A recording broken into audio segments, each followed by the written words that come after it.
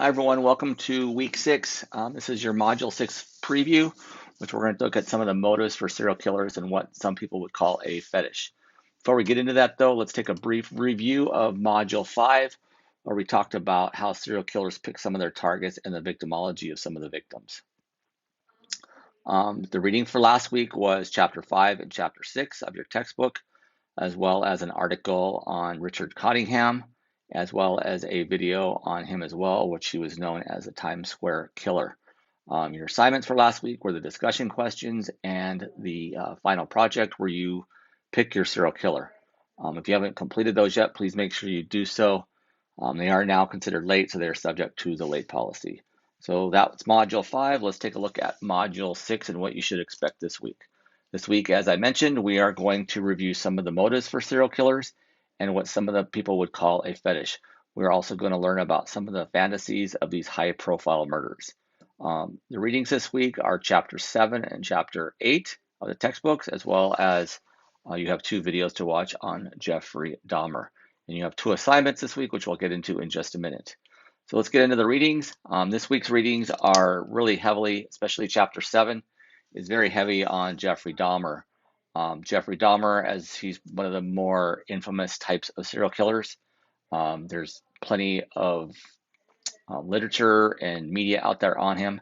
Some of you may have watched the Netflix docudrama on Jeffrey Dahmer, in which how he picked some of his victims. It gives you some background into him, how he started out in life and how he picked his first victims all the way up until he was convicted and ultimately killed in prison.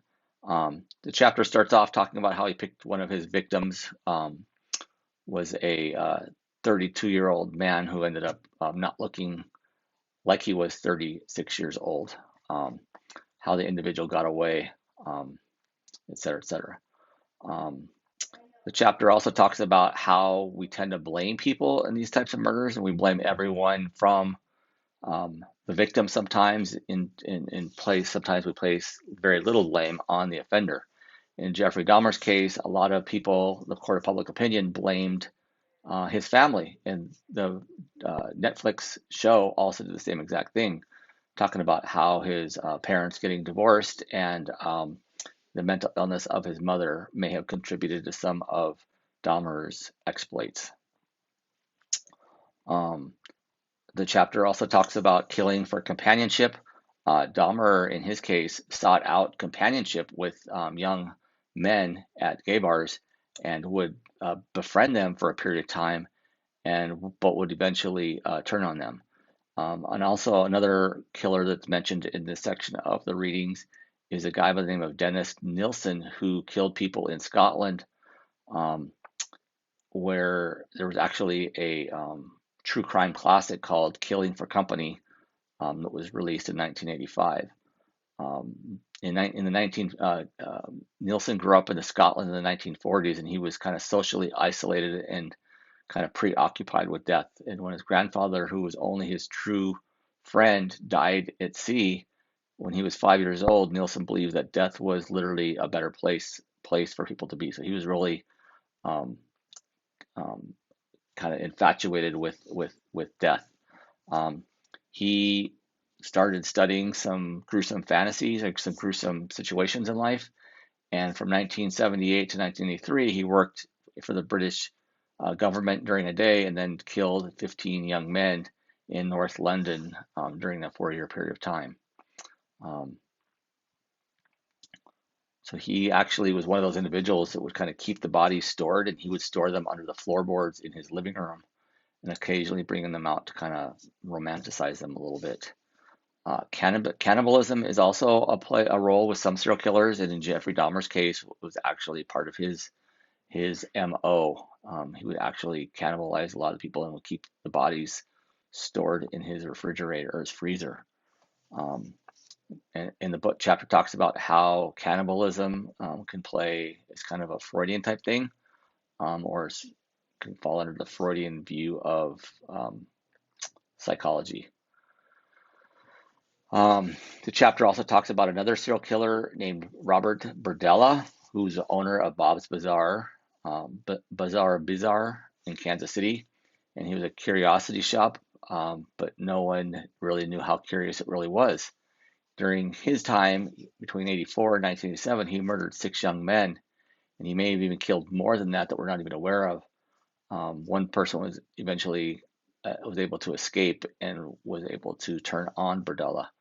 Um, so yeah, to talk about some of his fetishes, he had fetishes with sex dolls, and make them essentially force the dolls. Obviously, you can force a doll to do whatever you want to do, but would force them to do whatever he chose. He chose a lot of his victims to do that as well. He would sedate his victims, would use animal tranquilizers, and render his victims unconscious. So it's another example of a I don't want to say a fetish, but it's more of some of the motives or some of the things that he would get involved with. Chapter 8 talks more about fantasies.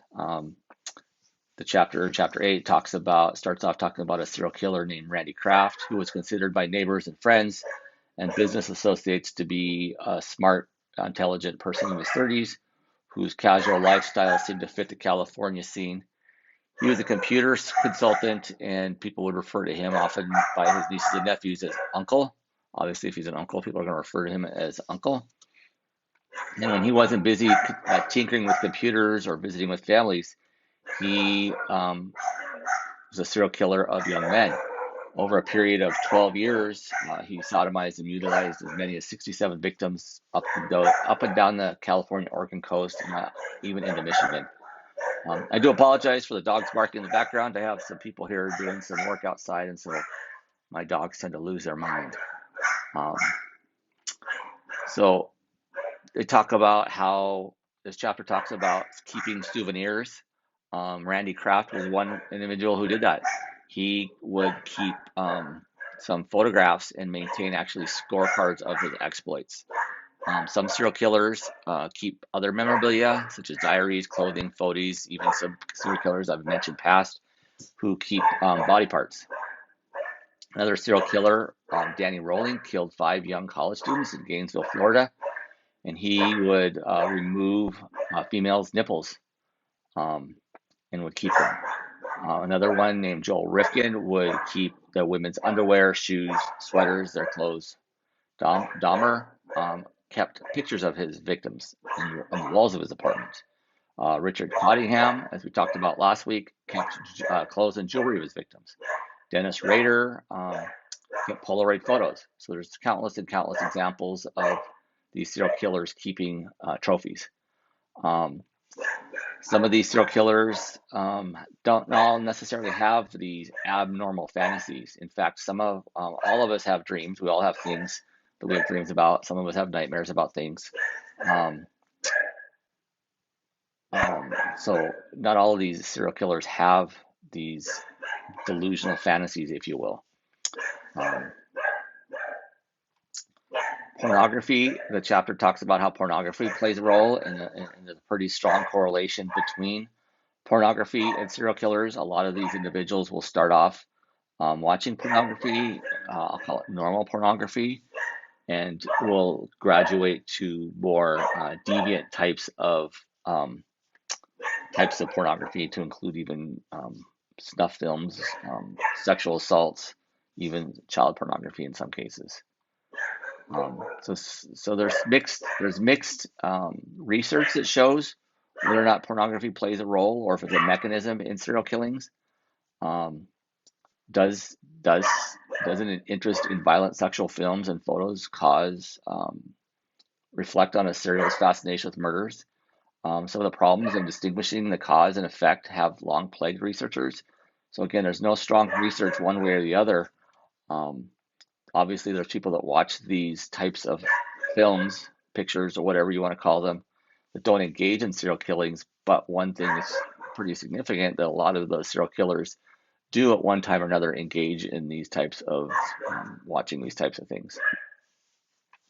Some people will tend to blame the mainstream media for the killings. 39-year-old Leslie Allen Williams confessed to killing 4 women and raping several others in Detroit in 1992. And he recognized in his manifesto, if you want to say, that sex in the media played a role. Sometimes these serial killers will pattern their behavior after real or fictional accounts of serial crime. So they'll see something in the news or on a TV show, and then we'll reenact it as well. So the TV, well, you can't say the media is the cause of um, these types of violent crimes or to violent crime in general. What it does do, it does play a role in some cases. As another example of fashion plays a role.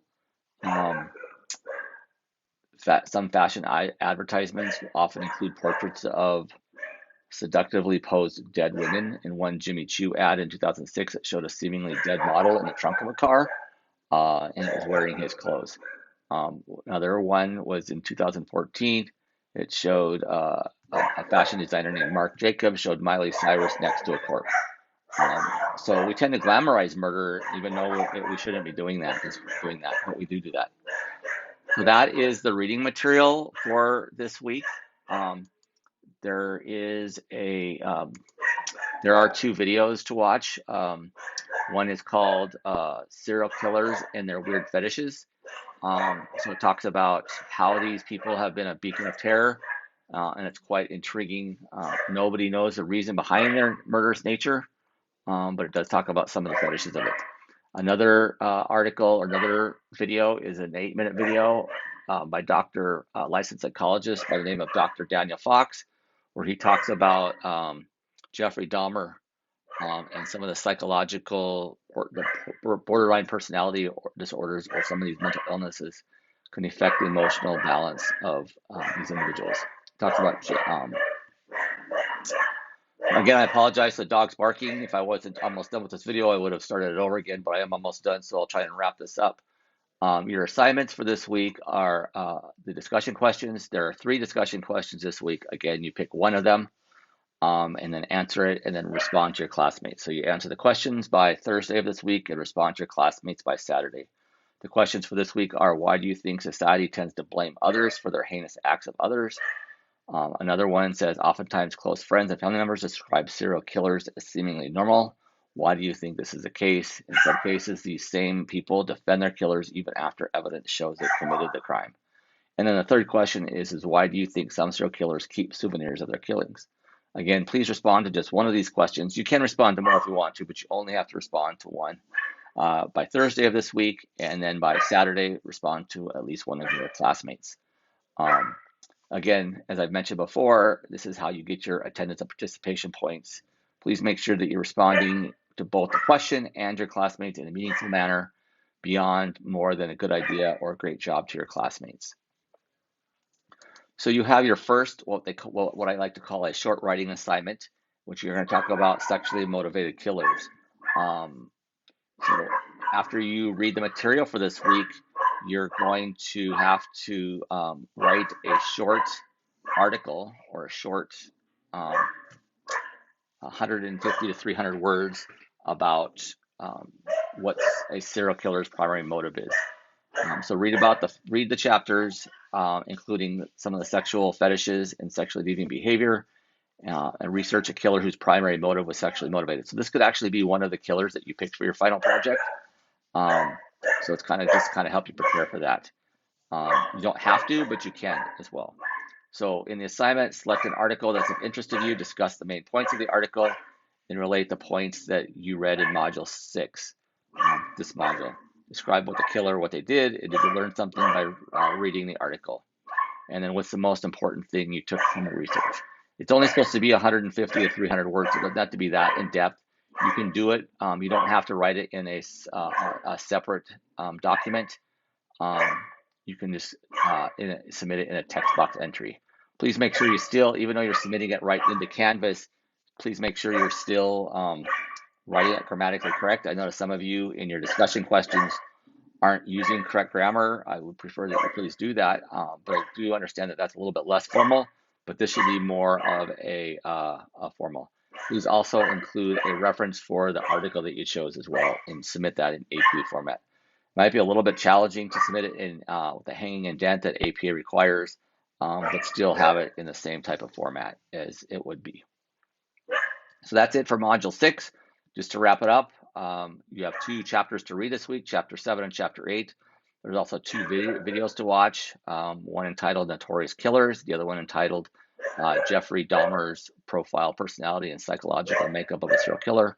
You have 2 assignments, Module 6 discussion questions, and a short writing assignment on sexually motivated killers. So that's it for Module 6.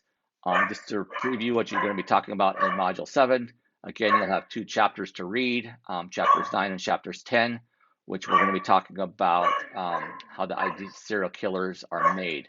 And we're also going to look at how power and control plays a role in serial killing. We also have a short article to read on Harold Shipman, as well as 3 videos to watch and a short another video that's more of a something you need to listen to. And there's also a little thing about alien Warnos as well. You also, again, you're going to have 2 assignments similar to what you completed this week with discussion questions and a short writing assignment. So that wraps up this week's preview. I hope you found it valuable. I'm hoping you're finding all these videos valuable. If you are finding them valuable, please don't hesitate. You can make a comment down below saying what you liked about it. If there's something you want me to include in these videos, please let me know that as well, and I can certainly add those going forward. So that's it for Module 6 preview. I hope you all have a good week, and I will see you in class.